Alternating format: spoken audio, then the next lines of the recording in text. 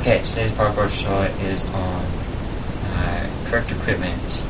I know parkour is not the most extensive equipment need list, whatever. But there's a few things that you might want to bring along. Okay, first is gloves. Just have these long. I usually don't approve people just using these too often, but if you really want to push it to the next level or somewhere that's really rough that you know that your hands are going to be torn up right away, you can use these. But as for me and a few other tracers, prefer not to use these unless your hands would bleed. Just get your hands tougher, like get those calluses. Don't pop them. If they're huge, you can pop them, but just keep on doing like the monkey bar stuff to make them pop and actually make sure your hands tougher. So pretty much like do monkey bars or pull-ups, all that type of stuff, or what I do to make my hands even tougher is I do monkey bars backwards. A little more of a challenge, you trying to figure out where the next one is. You're not exactly able to look back as good. Plus, it makes your hands that much more tougher, from what I've noticed. Don't wear jeans. Just don't. Those people that can, I do not suggest it. This is one of those kind of running pants. These are actually very nice. You can also get those cotton nylon mixes, but don't try to spend too much money on these unless it's like really worth it. But these are actually very nice. Every once in a while, if you need something waterproof, there's always options like these. These actually work very good. Let's see. 2 jackets. Okay, when it gets really cold, wear something like these. These are actually very nice. You can wear a few layers of shirts underneath, but you will notice that your main priority when you get cold is your core temperature, which is your torso. So whenever you get really cold, don't warm up your hands first. Warm up your torso first. You figure it out. But I just need to say that. Okay. And then this one is one of my newest jackets from Nike. I just love doing parkour with a type of jacket because it boosts my confidence level a bit. But most often I cannot do parkour with shorts on, but I can do parkour without a coat on. So depends how you look at it. Just kind of a confidence thing.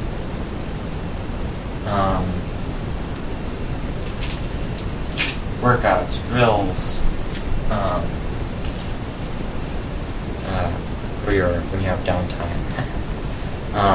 One, you got nunchucks. You're gonna work on your arm strength. Mainly it's like lower arm.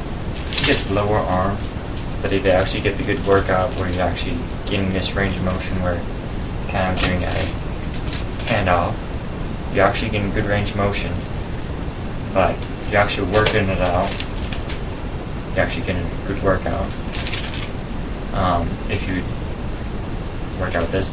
So pretty much any martial art training weapon is actually a pretty good thing because you're actually getting your muscles stronger for endurance. So like nunchucks or those staves, whatever those things are, just those long sticks that you kind of spin around. Those are actually pretty good for working out your muscle memory, getting your arm strength up. Just equipment kind of thing. And then another one is these cones.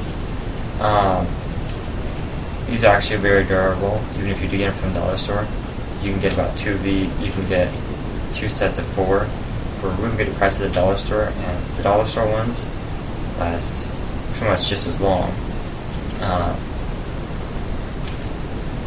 pretty much just lasted long. I actually crushed one of these pretty badly, and it still went back to its shape. It was wrinkly, but I'm pretty sure it went back to its original shape. Let's see if I got it. It was that one. Crunched that one up pretty bad, and it went pretty much went back to its shape. So these things last just as long as you don't put them on a soccer field. I know that sounds a little transparent, but if you're using it for parkour, it lasts just as long. Okay. Shoes and other such things for parkour. There's many things out there. There's the 5-finger shoes, which are made out of a very strong material. I could say they work. I never tried them, but they look like they're pretty good for parkour, and there's actually like good videos out there. The 5-finger shoes. Then there's you got Pumas, you got Nike's hike shoes. Here's a pair of Pumas. They actually have a very nice sole. Try not to get like a flat sole, unless you know for sure it's a good running shoe. But you're looking for something that has very good traction on brick, so you get pretty good wall runs. Like this one's pretty good because it has these angled grooves and these somewhat suction cup things. And pretty much what you're looking for when you buy a shoe for parkour is the little area that's below your big toe, from here to about there. That's where you want your best grip to be, because when you're wall running or we're running in general, that's where you need most of the grip. Very good thing.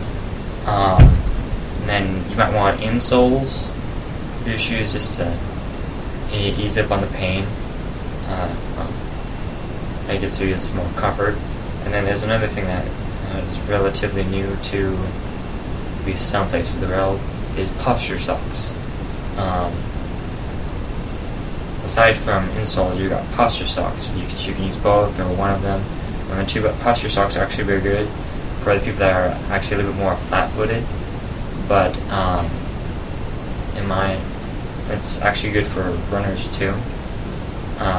These ones I got from a skate shop, which they're really hard to keep track of because they're smaller than most of my socks because they're ankle socks. But they do sell running pairs of posture socks, which are very nice. They're like just a tiny bit more spendy than regular socks, but what are you worried about?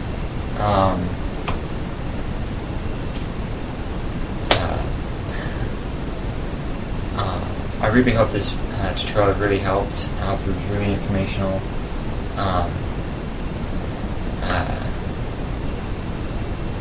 Have fun, do parkour. See you on the flip side.